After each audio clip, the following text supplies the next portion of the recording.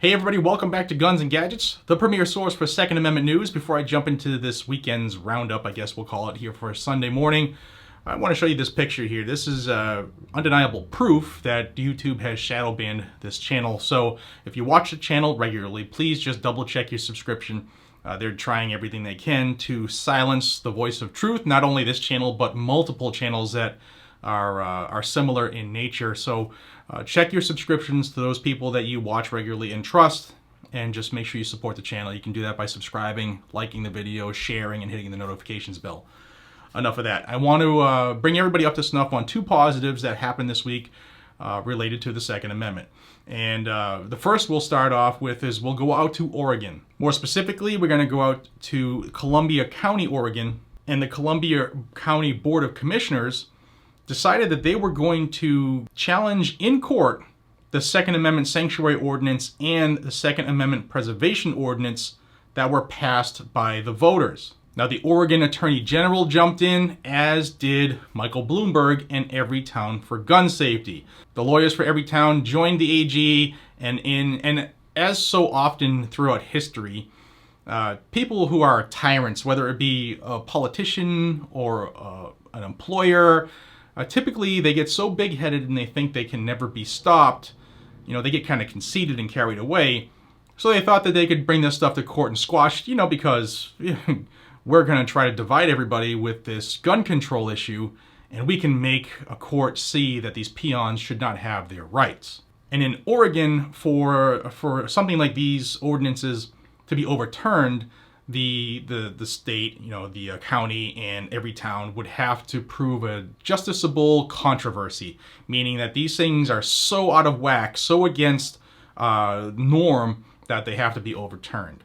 Well, on the defense side, you had the Oregon Firearms Federation, as well as Gun Owners of America and the Gun Owners Foundation. And they were able to prove in court that the Attorney General for Oregon, the board of the county commissioners, and Everytown for Gun Safety and Bloomberg, they didn't have a justiciable controversy because the Second Amendment it recognizes your right. It's the law of the land. It says that right is there. It exists prior to all of the revolution and all that stuff, which is why the revolution started. Maybe you politicians should remember that. But that is not a controversy. The Second Amendment is our right, and the court agreed that this was not something that was, terrible and horrible and horrific. And I'll give you a couple of quick quotes. Eric Pratt of GOA and GOF, he's their senior vice president. You've seen him here on this channel a couple times. He's my buddy. He said, the Columbia County Commissioners and Everytown for Gun Safety tried to diminish the credibility of Second Amendment sanctuary ordinances, but failed to show any actual controversy before the court. As over 60% of municipalities in the United States have passed Second Amendment sanctuary orders, this case marks a huge victory for not only gun owners in Columbia County, Oregon, but Second Amendment supporters nationwide. We also have a quote from the Oregon Firearms Federation, who said that the Columbia County Court shot down Everytown for Gun Safety, Mike Bloomberg's New York lawyers, and the usual gaggle of state worshipers, and upheld the county's Second Amendment sanctuary ordinance, an ordinance the county commissioners hoped to torpedo. This is a victory with national implications and a repudiation to the politics of division that Bloomberg and the gun grabbers are so famous for. Now, what is it about this Second Amendment sanctuary ordinance that has the anti-gunners so worried? Well, I'll read you a quote from the sanctuary order.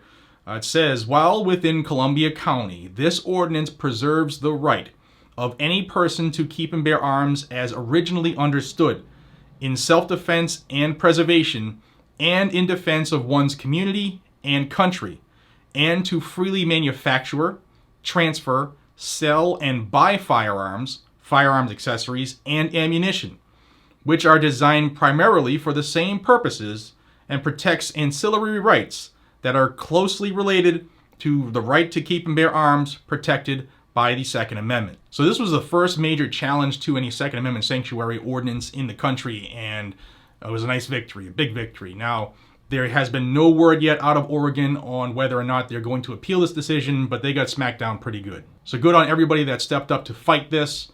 And rest assured, they're going to try this in other areas. They're going to try to challenge those anti-gun clowns, mainly Mike Bloomberg and his billions. The next case I want to bring your attention to that has national implications is the Gun Owners of America's case in the Sixth Circuit of the United States Appellate Court system for the bump stocks. The GOA case is the only case that has been victorious so far, proving that a slidey piece of plastic is not a machine gun, and that was the ruling of a 3-judge panel saying that bump stocks are not machine guns. It was a big victory.